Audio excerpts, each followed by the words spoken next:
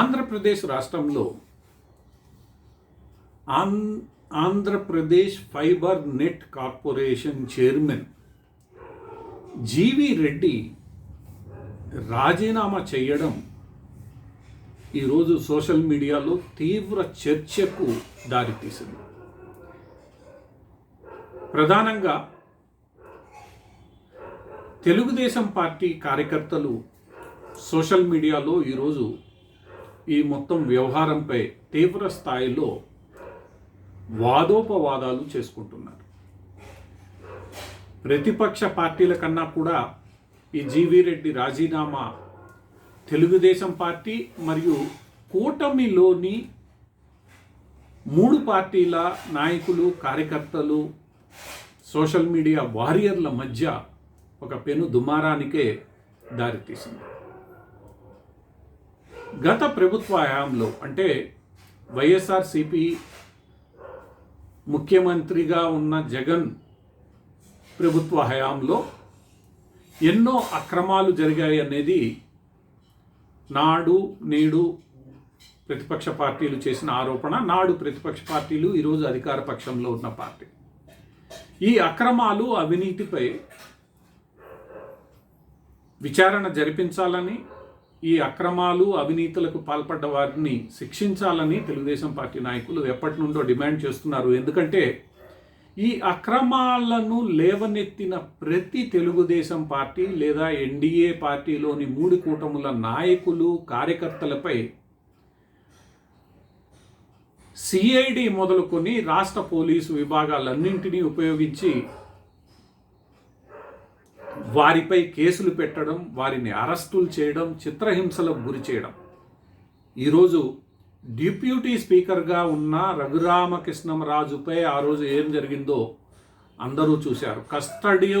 Custodian torture స్వయంగా రఘురామకృష్ణంరాజే అనుభవించారు. ఆయన చేసిన తప్పేంటంటే జగన్ రెడ్డి ప్రభుత్వంపై, ఆ ప్రభుత్వపు అవినీతిపై ఫిర్యాదు చేయడం. ఇక సామాన్య కార్యకర్తల పరిస్థితి అయితే చెప్పనవసరమే లేదు.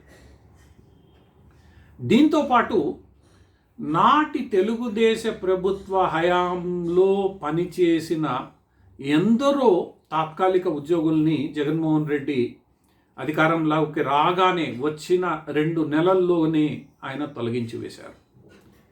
ఎటువంటి మోమాటం లేకుండా ఎవ్వరిని వదలకుండా పదవుల నుండి బలవంతంగా రాజీనామా చేయించడం లేదా తొలగించడం, చిన్న చిన్న అవుట్సోర్సింగ్ ఉద్యోగులను కూడా ఆ రోజు తొలగించడం జరిగింది. ఇక జిల్లా స్థాయిలో, మండల స్థాయిలో కార్యకర్తల మీద కేసులు, ఆ కార్యకర్తలను హింసించిన వైనం ఎవరూ మరవలేరు. అందుకే ఈ ప్రభుత్వం ఏర్పాటు చేసినప్పటి నుండి కూటమిలోని అన్ని పార్టీల కార్యకర్తలు, నాయకులు గతంలో జరిగిన అరాచకాలపై గట్టి చర్యలు తీసుకోవాలని డిమాండ్ చేస్తూ వచ్చారు. ఆ చర్యలు తీసుకోవడంలో తెలుగుదేశం ప్రభుత్వం కొంత నిదానంగా నడుస్తోందన్న ఆరోపణలు, విమర్శలు గుప్పిస్తూ వస్తున్నారు. వీళ్లల్లో ఈ తెలుగుదేశం ప్రభుత్వం చేస్తున్న ఆలస్యం పట్ల ఆగ్రహం కూడా వ్యక్తమవుతోంది. అయితే ఆగ్రహం కొన్ని సందర్భాల్లో బయటపడుతోంది, కొన్ని సందర్భాల్లో బయటపడడం లేదు. ఈ నేపథ్యంలో నాడు జగన్మోహన్ రెడ్డి రాగానే తెలుగుదేశం హయాంలో నియమితమైన వారందరినీ ఎలా తొలగించి వేశారో, వాళ్ళందరూ చట్టబద్ధంగా నియామకాల్లో చేరిన వారే. వాళ్ళెవరిని కూడా చట్ట విరుద్ధంగా నియామకాలు నాటి తెలుగుదేశం ప్రభుత్వం చేయలేదు. చట్టబద్ధంగా చేయబడిన వాళ్ళందరినీ తొలగించారు. అటువంటిది ఈరోజు చట్ట విరుద్ధంగా ఫైబర్ నెట్ కార్పొరేషన్లో నియమించబడ్డ వారిని తొలగించాలని గుర్తించే దానిపై విచారణ జరిపి గుర్తించి స్వయంగా చైర్మన్ని బోర్డులో తీర్మానం పెట్టి తీర్మానం ఆమోదింప చేసిన తర్వాత కూడా ఆ సంస్థ ఎండి ఎటువంటి నిర్ణయం తీసుకోకపోవడమే వివాదానికి కారణమైంది. ఆ రోజు జగన్ ప్రభుత్వం విచారణ లేదు, ఏమీ లేదు, అందరినీ ఒక్క తాటితో తొలగించి వేసింది. ఇంకా మాట్లాడాలంటే ఆ రోజు తెలుగుదేశం ప్రభుత్వంతో పనిచేసిన కాంట్రాక్టర్లకు పేమెంట్లు నిలిపివేసింది. లక్షలాది కోట్ల రూపాయల పేమెంట్లు ఈ రోజు వరకు కూడా అందలేదు. వారిని ఈరోజు తెలుగుదేశం ప్రభుత్వం ఎంతవరకు పట్టించుకుంటోందో అది కూడా కొంత అనుమానాస్పదమే. దానిపై కూడా విమర్శలు వస్తున్నాయి. అయితే ఆ విమర్శల్ని గుర్తెరిగిన తెలుగుదేశం ప్రభుత్వం కొంతమేర వాటిని క్లియర్ చేయడం ప్రారంభించిందనేది అందరికీ తెలిసిన విషయమే.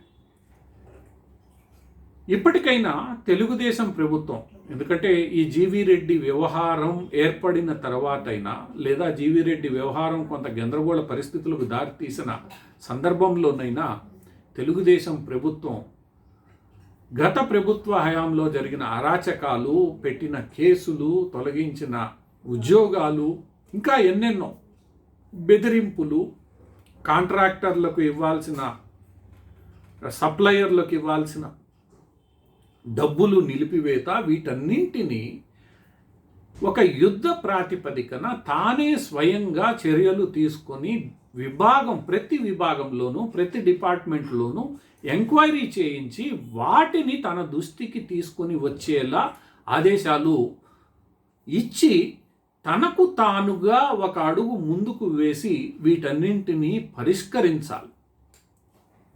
ఈ దిశగా తెలుగుదేశం ప్రభుత్వం, ఎందుకంటే ఇది కార్యకర్తలు, నాటి తెలుగుదేశం ప్రభుత్వ సానుభూతి పరులు, నాటి తెలుగుదేశం ప్రభుత్వంతో పనిచేసిన వారి యొక్క ప్రధాన డిమాండ్, ఈ డిమాండ్కు ఎవరైతే తొలగించబడ్డారో, ఎవరిపైన అయితే కేసులు పెట్టారో, ఎవరి పేమెంట్లు అయితే ఆపివేశారో వాళ్ళు మన దగ్గరికి వస్తే చూద్దామనే ధోరణి కాకుండా తమకు తానుగా ప్రతి విభాగంలో ఇలాంటివి ఎన్ని ఉన్నాయి, ఎవరి పేమెంట్లు కొన్ని సంవత్సరాలుగా నిలిచిపోయాయి, ఎవరిపైన అరాచకంగా ఎవరిని తొలగించి వేశారు, ఎవరిని నియమించారు, ఎవరిపైన కేసులు ఉన్నాయి అన్న విషయాన్ని ప్రభుత్వమే స్వయంగా ఒక అడుగు ముందుకు వేసి ఆ వివరాలన్నింటినీ విభాగం వారీగా తెప్పించుకొని చొరవ చూపించి వాటి పరిష్కారానికి ముందడుగు వేయాలి. అప్పుడే జీవీ రెడ్డి లాంటి ఉదంతం కారణంగా కార్యకర్తల్లో సోషల్ మీడియాలో పెళ్ళుబుక్కిన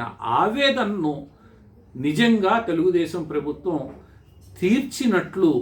తీర్చడానికి ప్రయత్నిస్తున్నట్లు కనిపిస్తుంది. లేదంటే ఈ కార్యకర్తల్లో బయటపడుతున్న ఈ ఆవేదన, కార్యకర్తల్లో పెళ్ళుబుక్కుతున్న ఆవేశం భవిష్యత్తులో ఈ కూటమి ప్రభుత్వానికే ఇబ్బందులు తీసుకొని రాకుండా చూసుకోవాల్సిన బాధ్యత ఈరోజు కూటమి ప్రభుత్వం పైనే ఉంటుంది. ఈ దిశగా తెలుగుదేశం ప్రభుత్వం తానే చొరవ తీసుకుని వీటన్నింటినీ గుర్తించి స్వయంగా సరైన దిశలో పరిష్కార మార్గాలు చూపిస్తుందనే ఆశిద్దాం.